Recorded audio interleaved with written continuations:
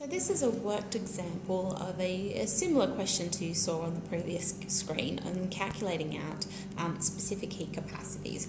In this case, what we're looking at is gold, all right? And gold has a specific heat capacity of 0.129 joules per gram per Kelvin. Okay, so that's what those signs mean. What this particular number means is that we have 0.129 joules of energy that is required energy input is required to heat the gold of 1 gram of gold by 1 degree Kelvin. Okay, so that becomes important. All right, so if we have a question like calculate the energy of a mass of gold, let's say 6.2 grams, and we have a temperature change from 23 degrees Celsius to 28 degrees Celsius. All right, let's calculate out the energy change. So remembering our equation that Q is equal to N times C times delta T.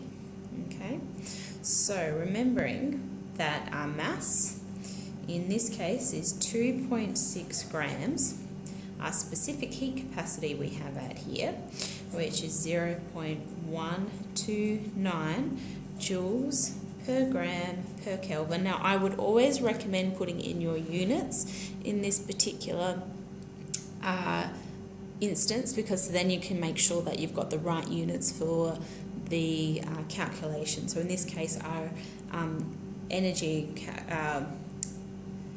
answer needs to be in joules, so we've got to make sure we've got joules as a unit at the end. Now, the temperature we've got in degrees C, but the same delta T is the same in degrees Celsius as it is in Kelvin, so you don't need to convert the numbers here. So what we've got is a degree change of 5.0, okay, which is in Kelvin. So the Kelvins cancel out. All right, the grams cancel out. So we've got our answer in joules, which is good.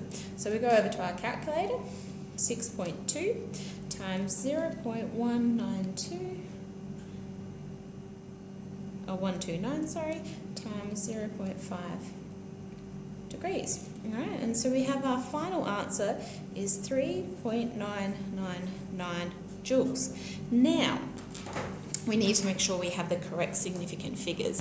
Now, the correct significant figures means that we need to have our answer in the same significant figures as our least accurate measurement, okay? So we need to go through and figure out which one that is. So here, gold, we have 3 sig figs.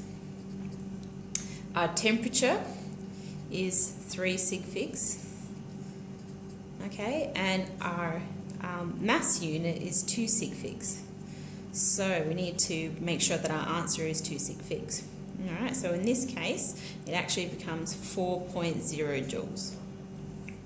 Is our final answer. If you're still having trouble with this, I would recommend going through your textbook or talking to your tutor. All right, make sure that you're familiar with these types of calculations. If you're not sure about sig figs, go back to the earlier lecture prep 5, which goes through all this sort of stuff.